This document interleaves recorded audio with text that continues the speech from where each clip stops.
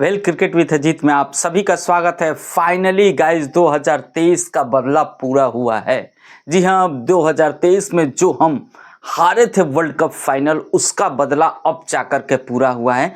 इस ICC champions trophy के semifinal में हरा करके ऑस्ट्रेलिया को मन की शांति अब मिली है।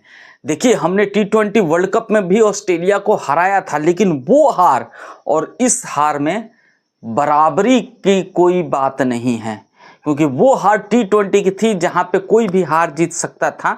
लेकिन ये जो मैच था वो प्रॉपर बदले वाली मैच थी। और मैंने आपको पिछले ही वीडियो में बता दिया था कि भारतीय टीम यहाँ पे हमेशा ऑस्ट्रेलिया के ऊपर में हावी रहेगी। जिस तरह का कंडीशन है, ऑस्ट्रेलिया जो पाकिस्तान में जिस कंडीशन में खेल के आ रही थी, उससे बिल्कुल ही विपरीत कंडीशन में यहाँ पे सेमीफाइनल ऑस्ट्रेलिया को खेलना था। इसीलिए मैंने कहा था कि भारत 70-30 से भारी रहने वाला है, और वही हुआ। आसानी से भारत इस मैच को 4 विकेट से जीत लिया है। तो चलिए मैच पे पूरा हम रिव्यू करते हैं, ऑस्ट्रेलिया ने कहाँ पे की गलती। तो हमारे कुछ ऐसे बल्लेबाज जो बड़े मैच में फेल होना तय है, इसलिए जो मेन बल्लेबाज हैं वो अपनी जिम्मेदारी उठा करके चल रहे हैं, जिसके वजह से हम मैच जीते, वरना बेड़ा गर्क कर दिया था हमारे बल्लेबाजों ने। तो चलिए वीडियो को शुरू करते हैं। उम्मीद है आपको वीडियो पसंद आएगा, तो लाइक और चैनल को सब्सक्राइब जरूर करिएगा। मुझे लगा कि ऑस्ट्रेलिया टॉस जीती और अपना डिसीजन बैटिंग का लेकर के वहीं पे मैच 50% हार गई ऑस्ट्रेलिया। यदि ये ऑस्ट्रेलिया टीम चेस करती तो शायद डिसीजन अलग हो सकता था, क्योंकि सेकेंड पारी में मुझे ऐसा लगा कि पिच और भी ज़्यादा बेटर खेली है। वहीं पे दूसरी बड़ी गलती की ऑस्ट्रेलिया ने कि अपने भारत को देख करके ऑस्ट्रेलिया भी स्पिनर खिलाने के पक्ष में चली गई और एक फास्ट बॉलर कम कर दिया। बल्कि इस पिच पे देखे तो फास्ट बॉलर उनके स्पिन बॉलर से ज़्यादा बेटर दिखे हैं। केवल जैम्पा को छोड़ दें तो बाकी के उनके दो जो स्पिन गेंदबाज यहाँ पे लाए थे, सागा और उनके लेफ्ट हैंडर बल्लेबाज जो ऑलराउंडर के भूमिका में आए थे, उन्होंने बैटिंग में अच्छा किया। हाँ, गेंदबाजी में हमारा रोहित का विकेट लेकर के कहीं ना कहीं सिचुएशन को थोड़ा सा तो क्रिटिकल बना ही दिया था। लेकिन उसके अलावा उनके फास्ट बॉलर ही अच्छी गेंदबाजी करते हुए दिखे। तो ऑस्ट्रेलिया 2 बड़ी गलती की। तीसरी बड़ी गलती कर दी कहीं ना कहीं विराट कोहली का, मैक्सवेल द्वारा कैच ड्रॉप। देखिए, मैं मानता हूं ना कि इस ऑस्ट्रेलिया के टीम के साथ में जब आप खेलते हो ना, तो ऑस्ट्रेलिया के 11 प्लेयर के साथ साथ में अपनी बदनसीबी से भी आप खेलते हो। क्योंकि ऑस्ट्रेलिया की टीम जब भी आईसीसी जैसे इवेंट पे भारत के खिलाफ खेलती है ना, तो पता नहीं क्या हो जाता है कि भारत की लक फैक्टर ही काम करना बंद कर देती है। और आज वही हुआ। जैसे ही ऑस्ट्रेलिया ने अपना गेम स्टार्ट किया, वैसे ही दूसरी ही गेंद पे भारत के खिलाफ सबसे बेहतरीन बल्लेबाजी करने वाले ट्रेविस हेड की दूसरी गेंद पे सामी के कैच छूट जाता है। उसके दूसरे ओवर में ही रन आउट होने से बच जाते हैं। स्टीव स्मिथ की बॉल जो है वो जाकर के स्टंप पे लगती है, लेकिन स्टंप पे जिंगर बेल जो होता है वो नहीं गिरता है। तो किस्मत ऑस्ट्रेलिया के पक्ष में तो थी जब वो बल्लेबाजी कर रहे थे, लेकिन स्पिन की हवा में ऑस्ट्रेलिया टीम ने कहीं ना कहीं 20 रन कम बना दिया, जिसके वजह से आपको मैच प्रेजेंटेशन में स्टीव स्मिथ ये कहते नजर आए कि मे बी कि यदि 280 के स्कोर होता तो शायद ये हम उनके इंडियंस के ऊपर में दबाव डाल सकते थे। लेकिन against Steve Smith, Travis head और उनके विकेट कीपर बल्लेबाज कैरी ने जबरदस्त बल्लेबाजी करी, जिसके वजह से 264 रन बना पाई ऑस्ट्रेलिया की टीम। और 2 जीवनदान मिलने के बाद जिस तरह से ट्रेविस हेड ने हल्ला बोला था, ऐसा लगा कि गेम को पलट के ही रख देंगे। और ट्रेविस हेड यदि खेल जाते और कुछ ओवर, तो शायद वो अपनी टीम को एक अच्छा बेटर टोटल की तरफ लेके जा सकते थे।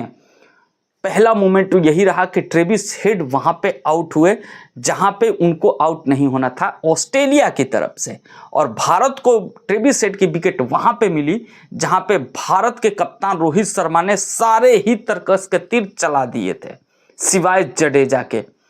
तो वो वरुण चक्रवर्ती के ओवर में आउट होना भारत के लिए कमबैक रहा। तो वहीं पे दूसरा कमबैक भारत ने किया स्टीव स्मिथ को क्लीन बोल्ड करके सामी द्वारा। स्टीव स्मिथ और कैरी की जिस तरह की पार्टनरशिप चल रही थी, ऐसा लग रहा था कि यदि ये पार्टनरशिप कुछ देर लंबी चली तो 280 बनना तो तय ही है। लेकिन उसी समय स्टीव स्मिथ का आउट होना कैरी के वो फॉर्म के ऊपर में, जिस फॉर्म में वो खेल रहे थे उसके ऊपर में थोड़ा सा पूर्ण विराम लगा दिया और उसके बाद कैरी रन आउट के रूप में आउट होकर गए, जिसके वजह से 10-15 रन और कम हो गया और ऑस्ट्रेलिया सिर्फ 64 रन बना पाई, 264 रन बना पाई। वहीं पे भारत की तरफ से यदि हम गेंदबाजी देखें तो सारे ही गेंदबाजों ने बढ़िया गेंदबाजी करी। ना ही अक्षर, ना ही जडेजा, ना ही कुलदीप यादव और ना ही सामी, ना पांड्या, कोई ऐसा गेंदबाज नहीं था जिन्होंने गेंदबाजी अच्छी ना करी हो। सारे ने अच्छी गेंदबाजी करी। फील्ड में थोड़ा सा हम और बेटर हो सकते थे और यदि हम कैच लपकते ट्रेविस हेड का या फिर स्टीव स्मिथ का तो शायद हम और कम में रोक सकते थे ऑस्ट्रेलिया टीम को। बट 265 रनों के पीछा करने उतरी भारतीय टीम के बारे में अब हम डिस्कस कर लेते हैं। फाइनली एक बार फिर से हमारे बड़े मैच में हमारे प्रिंस फेल रहे और प्रिंस के ऊपर को तो मैं यही कहूँगा कि जिस उम्र में तुम खेल रहे हो ना, उस उम्र में यदि विराट कोहली खेल रहा था ना तो हमें कॉन्फिडेंस होता था और आज भी कॉन्फिडेंस है, जो 10 साल बीत चुका है उसके बाद भी, कि विराट कोहली है तो फिर ये मुमकिन है रन चेस। लेकिन जब तुम उतर रहे हो ना तो हमें तुम्हारे ऊपर में विश्वास बिल्कुल नहीं है कि शुभमन गिल है तो मैच जिता देगा, चाहे वो कितना भी बढ़िया फॉर्म में हो। तो घंटा के तुम प्रिंस हो, घंटा के तुम वाइस कैप्टन हो।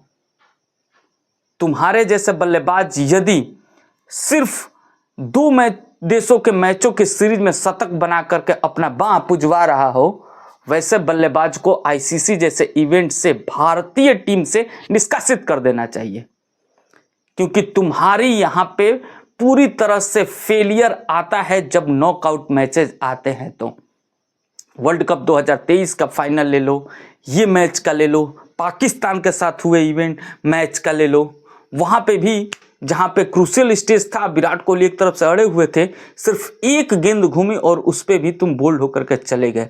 और हम उम्मीद ये लगा रहे थे कि जिस तरह के फॉर्म में यहाँ पे है शुभमन गिल, शायद ऑस्ट्रेलिया के सामने मैच में रन आ सकता है। और पिछले मैच में तुमने रन नहीं बनाए हैं तो शायद इस मैच में रन बनाना तुम्हारा तय है। लेकिन अगेंस्ट वही है, बड़ा मैच बड़ा फेलियर।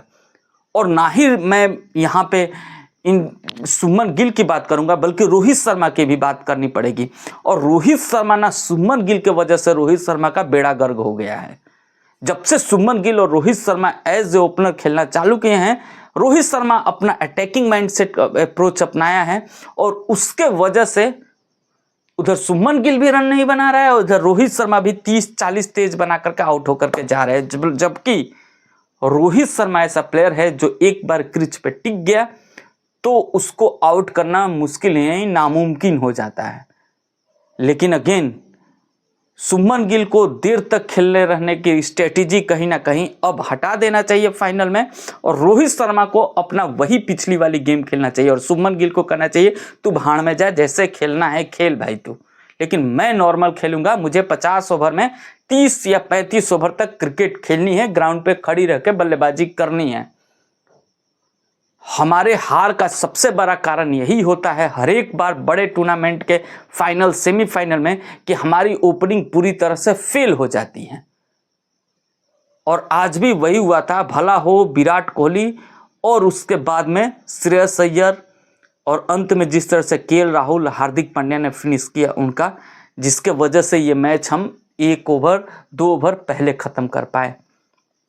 वरना 44 पे 2 होने के बाद जिस तरह से हम फंसे हुए थे, यदि वहाँ पे किसी विराट कोहली या श्रेयस अय्यर का विकेट आता तो शायद ये मैच हम 40-50 रनों से हार भी सकते थे।